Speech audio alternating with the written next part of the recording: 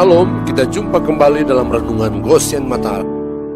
Haleluya, saudaraku yang dikasihi dan diberkati Tuhan. Renungan pagi hari ini bertema bahayanya diam dalam zona nyaman. Bacaan firman terambil dari Wahyu pasal 3 ayat 15 dan 16. Demikian firman Tuhan. Aku tahu segala pekerjaanmu. Engkau tidak dingin dan tidak panas. Alangkah baiknya jika engkau dingin atau panas. Jadi karena engkau suam-suam kuku dan tidak dingin atau panas, aku akan memuntahkan engkau dari mulutku. Istilah zona nyaman pertama kali diciptakan dan disebutkan dalam The Dangers of the Comfort Zone yang diterbitkan oleh Judith Butwick pada tahun 1991. Judith Butwick mendefinisikan zona nyaman sebagai perilaku di mana seseorang dengan perilaku yang terbatas bekerja untuk mencapai tingkat kinerja yang stabil. Akibatnya, pekerjaan umumnya dilakukan tanpa risiko, monoton, dan membosankan. Dan berdasarkan pendapat Alasdair Aka dalam bukunya yang berjudul From Comfort Zone to Performance Management mengungkapkan bahwa zona nyaman dapat digambarkan sebagai fungsi secara umum atau nyaman tanpa usaha yang maksimal. Dengan kata lain, zona nyaman adalah suatu keadaan di mana kita merasa aman, nyaman, dan rileks dengan apa yang telah kita miliki. Tinggal dan diam dalam zona nyaman sesungguhnya sangatlah berbahaya untuk cita-cita, mimpi, dan kerohanian kita. Karena itu, kita harus keluar dari zona nyaman kita. Ungkapan keluar dari zona nyamanmu sebenarnya sudah sangat populer sejak tahun 1990-an dari orang Persia. Perhatikanlah cerita tentang burung Raja Wali. Dari bayi tinggal dalam sarang yang sangat nyaman yang dibuat oleh induknya. Induknya mencarikan makanan dan menyuapinya. Tetapi untuk melatih anak-anaknya agar bisa mandiri dan terbang tinggi, maka induk Raja Wali akan merusak kenyamanan sarangnya. Ia mengajari anak-anaknya mengepak-ngepakkan sayapnya. Setelah bulu anak Raja Wali bertumbuh sempurna, ia membawa anak-anaknya terbang tinggi dan melepaskannya.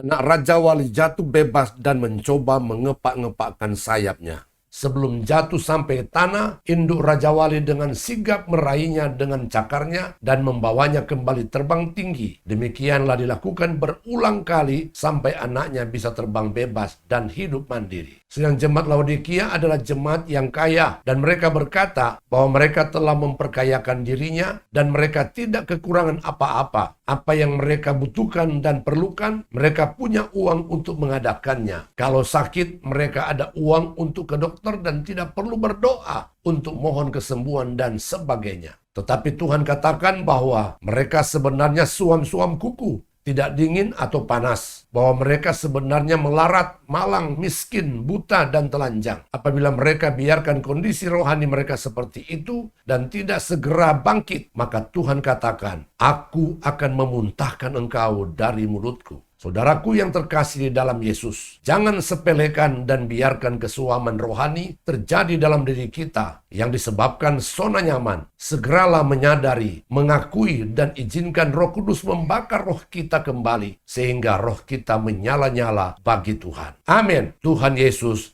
memberkati.